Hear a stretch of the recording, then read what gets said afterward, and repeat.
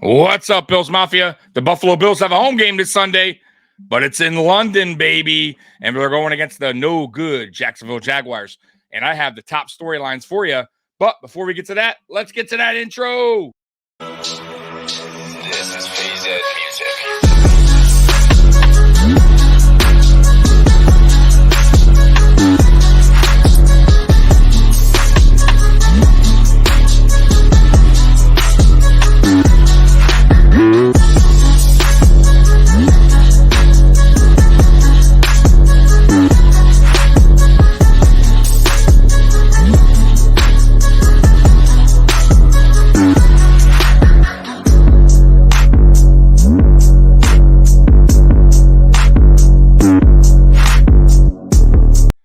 Welcome to the Mafia Sports Report. I am Tommy. Please like, subscribe, hit that notification bell because I always forget to tell you.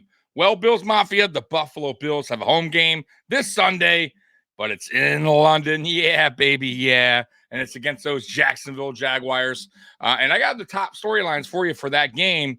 So let's go ahead and get this thing started. Once again, shout out to Bills Wire for creating this article. All right, let's get this thing going. Heading to London. One of the days circled on the calendar of many Bills fans since the spring was the Bills Jaguars in London. It's technically a home game in Buffalo, which is an interesting twist. Nonetheless, playing across the globe comes with its clear differences. For this one, we have a unique additional curveball. Jacksonville played there last week. The Bills won't arrive in London until Thursday. Does that make a difference? This game is essentially using Buffalo as a test to see if there's a clear advantage for the Jags. Also, fans and the media members will be spamming Bills and Buffalo social media in the coming days with London content. If that's your thing, enjoy. If you hate it, reminder, there is a mute button option on most apps. Listen, by the way, the last time the Buffalo Bills played the Jacksonville Jaguars in London was 2015, and the Bills lost that game 34-31. And I remember that game because I woke up nice and early to watch that game. I believe it was on Amazon. I could be wrong, but I believe it was on Amazon. And it was so disappointing. I got up that early, and we lost the game. Yeah, it was just I believe we were favored in that game and we lost. But yeah. And by the way, heads up, the Bills and the Jaguars have played 18 times. The series is split 9 times, and they played twice in the playoffs, and Buffalo has lost twice. So this is, believe it or not, throughout the series, they're even Steven, man, and the Jaguars have given us some fits. We actually played them last in 2018, and we lost. We played them in 2021, and we lost that game 9-6, and that was miserable. I remember that game. I was so furious. That was when we had Brian Daboll as offensive coordinator, and we could do nothing on offense. I believe we scored 6 points in the first half and nothing in the second half. The Jaguars, Josh Allen just went off on us, and we just had no answers on offense. Defensively, we were fine. We held them in check. 9 points, you should be able to win a game. But we were just giving up the ball on turnovers. It was just sloppy offense. And hopefully we don't see that again. And then we also played them before that in 2018. We won 24-21. That was Josh's rookie year. If you guys don't remember, that was the year Ramsey was talking all that trash, saying Josh Allen is trash. And, Josh Allen got his revenge there by shutting his mouth. And after the game, if you guys remember, Ramsey was like, hey, I'll give the guys respect, blah, blah, blah, blah. I'm pretty sure now he's regretting what he said years ago when Josh was drafted. And then they also saw each other 2018, which was the 2017 season, and they lost in the playoffs 10-3. That was the year that Tyrod Taylor was our quarterback. That was actually Sean McDermott's first year as head coach. Got us to the playoffs. By the way, a Jaguar team went to the AFC Championship game. They were a good defensive team. We could have won that game. But once again, offense was sloppy. Tyrod Taylor got hurt. Nathan Peterman came in and did Nathan Peterman stuff. And we wound up losing that game 10-3. So, yeah, like I said, we have not played well against the Jaguars, split in the series. So, we need to do better against the Jaguars and Josh Allen, by the way. The Jaguars, Josh Allen, we need to slow him up because he's having a hell of a season. All right, let's get this thing going. So next up, life without Trey. Oh, man, devastating. Tre'Davious White's season is over. He tore his Achilles against the Dolphins, a true bummer for a fan favorite. On paper, most will know the plan. White's out, so now it's Dane Jackson starting in place of him. Former first-round pick Kaiir Elam, who has been inactive throughout the start of the year, will now be active. Again, that's on paper. How will that turn out on the field? Test number 1 will be Sunday. Yeah, and I am curious, will Dane be the one or will Benford be the one? Because Benford was the 2 to start the season. Dane was on the bench. So I'm very curious if Dane takes over Trey's spot or Benford slides over to Trey's spot. I would think Benford, but, once again, it's going to be up to the coaches to decide that. As far as Kaiir goes, we'll see. I mean, I would think he would be active. Now, they did pick up a corner off free agency. I forget his name, but got a Herb something. Guy I never heard of in my life. So, if Kaiir doesn't dress for Sunday's game, there is a major, major problem going on with Kaiir Elam and Sean McDermott, because his opportunity should be here now for him to, be able to get dressed. His opportunity is now that Trey's out for the season. So I wouldn't understand why Kaiir wouldn't be dressed in this game. So we'll see what happens. But yeah, this is a big test for these corners. All right, next up, life maybe with Von. White's injury is also overshadowing a huge storyline we hear about this week. Von Miller's return. He's back on the practice field, but we still have to wait and see if Miller will play. He has to be added to the 53-man roster first, and the Bills have 21 days to do so. Speaking of White's injury, had he been healthy and Buffalo coming off that win against the Dolphins, the mood would be so drastically different right now. Another bummer. I agree. But I think Von will be added to the 53. Will he play in London against the Jaguars? That's a different story. I'm going to say no. He had one padded practice this week, which was Wednesday. He said it went well, but it's one, guys. And I don't know if Sean McDermott, Brandon Beane are going to feel comfortable throwing him out there that fast. But you never know. If he says he's ready to go, maybe they give him a limited snap count, which I'm all good for if it's very limited. And then you just kind of, increase the snap count as the season goes on, as the weeks go on. So we come back, we play the Giants at home, a true home game, by the way, in Orchard Park. And I believe really that's when you'll see Von Miller if you don't see him in the Jags game. But we'll see. Very interesting to see what McDermott does. By the way, Gregory Rousseau has a foot injury, which, yeah, guys, that's interesting, because if it's a fracture, well, let's hope it's not. Now, they haven't said that, but they also haven't said it isn't, and he's missed practice all week. That could be a major concern, especially if Von Miller's not suiting up. That means people are going to really have to step up to the plate. But he injured his foot in the Dolphins game. He stayed in the game, but he hasn't practiced all week. So definitely something to monitor, guys.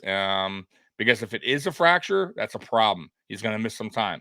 So let's knock on wood all together, everybody, right? That it's no more than a sprain or something, whatever, and it's not a fracture on his foot. So, all right, next up, Jags take it away. As a 500 team, that's kind of the temperature of the Jaguars right now. Some good, some bad, nothing spectacular, nothing awful. The best team stat is clearly their takeaway total. Jacksonville has a turnover differential of +4. They're right behind Buffalo at +6. The Bills have been much cleaner over the past few weeks. While Josh Allen is celebrating another Player of the Week honor, his most impressive play has been his lack of turnovers. An even turnover-worthy play, the Jaguars will pounce if he reverts back. Yeah, listen, I don't think he's going to revert back. I just don't. I feel like the last 3 weeks, Josh has really dialed it in. He really understands that, he can't play sloppy hero ball mentality every single game, every single moment. And I think he's starting to learn that. I was worried. I'm not going to be. I won't lie to you guys. After week 1, I was starting to debate and starting to think to myself, maybe Josh just will never break that cycle of having to, constantly make something out of nothing when he should just be throwing the ball away or taking the sack when, especially when it's not in, a time in the time of the game to do something heroic, right? Second quarter, third and 15, you're under pressure and you just toss it up in the air, like stuff like that where, you can't do. And I think he's starting to understand, you know, you got to live for another down, right? Throw the ball away. It's okay. We're in the second quarter. No need to turn the ball over there. Let's punt it. We'll get it back. And he's seen it the last 3 weeks that Josh has been way more protective of the ball. He's also, taking sacks, when they're there. He's not trying to force something out of a sack. Um, you know, he's also sliding more. He's taking care of his body. He's getting out of bounds more. He's taking less hits. He's taking what the defense is giving him, which is the most important thing. He's not really forcing anything downfield. Like everything he's done since week 1 has been very, very good. And you got to credit him, and you also got to credit Ken Dorsey for mixing things up.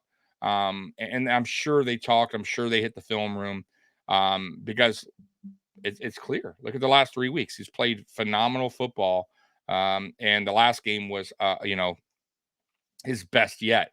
So I expect him to continue that. I do not think he'll revert back to what you saw week 1. I think week 1 was just one of those games, man. It was just a lot of hype. 9-11, which still makes no excuse. I get it. First game of the season, a little rust as well. But luckily it was week 1. And luckily we have a quarterback that cares and smart and understands that he made a mistake and he corrected it. So the same thing with the coaching staff, Ken Dorsey as well. All right, next up. All right, Josh Allen versus Josh Allen. Hey, it's Josh Allen in teal. That's right. The other Josh Allen is facing the Buffalo Josh. Let's hope the Bills do better in this round. The Jacksonville Josh had a sack, interception, and a fumble recovery in the last matchup. Yeah, man, that dude went off. I was talking about that early on when I first started this video, that the last time we played them in 2021, man, it was an ugly, ugly game offensively for the Buffalo Bills, and Josh Allen for the Jags really took care of business and made Josh Allen for the Buffalo Bills look terrible that game. I was so angry, guys. You have no idea. I remember doing a video. I was just, man, I was pissed, man, because I'll take an L. I'll take an L. That's okay if the team puts everything they got on the field. And they did not. They did not. That offense was sloppy as hell. Dable, I was so pissed at Dable, man. Terrible game plan, no adjustments. Could not figure out Jacksonville's blitz. They were blitzing us all day long. We had no answers. He didn't switch anything up. Typical Dable play calling in that game. And man, I was so angry. So, the big difference is now, obviously, we we have a different OC and we have a different mindset. We have different playmakers. And I just do not see the Jaguars doing what they did to us in 2021 Also, we have a brand new offensive line, pretty much brand new, except for a few players. Young offensive line that can hold up this time around against that defensive line that was rushing us in 2021. So I expect this game to be way different than it was in 2021. So yeah. So let's get to the next one, and that is trap game. For what it's worth, with so much outside noise going on between London, Trey, Vaughn, smoking the Dolphins, and more, this could be a trap game. You heard it here first, and hopefully we're wrong. You know what? I don't think so. I think, the Buffalo Bills go into every game. Um, you know, like that's their last opponent, right? They're taking that game so serious. And I just do not see them going into this game thinking that, looking ahead at their next opponent before they're, obviously playing this game. Like, they take every opponent serious. And I expect them to be prepared in this game. I don't see I'd be shocked if a Sean McDermott team doesn't come prepared.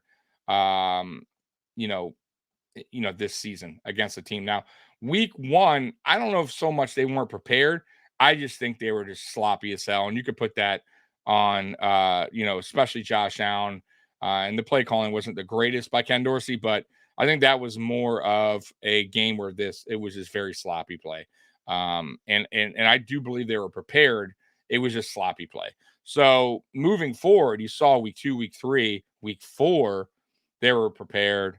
Everybody felt the Dolphins were going to just absolutely, crush us on their, especially with their offense. And it was going to be a high scoring game for the Dolphins. And it wasn't the case at all. The Buffalo Bills came prepared. Sean McDermott had these players ready. And I believe he'll have the players ready to play the Jaguars in London this coming up Sunday. So, guys, we have to get up nice and early. The game starts at 9:30. By the way, the Buffalo Bills are playing in Tottenham. I hope I'm saying that right. Tottenham Hotspur Stadium. What's interesting is this stadium is the exact, like, almost replica of the Buffalo Bills' new stadium that they're building. So the Buffalo Bills are actually going to get a taste of what their new stadium is pretty much going to look like. So that's pretty cool. And there is a lot of Bills Mafia in London. I remember we had a London game there, like I said, in 2015. Tons of fans. I've already had some reach out to me on YouTube. So I expect Bills Mafia, even though that's not technically a home game, to make it like a home game as best as they can. They will show up. I expect more Bills Mafia than Jaguar fans, but we shall see. We shall see. Guys, you have anything that I missed that you want to put down there as a top storyline? Go ahead and put it in the comment section. Bills Mafia, I love you. And as always, go Bills. I'm out of here. Peace.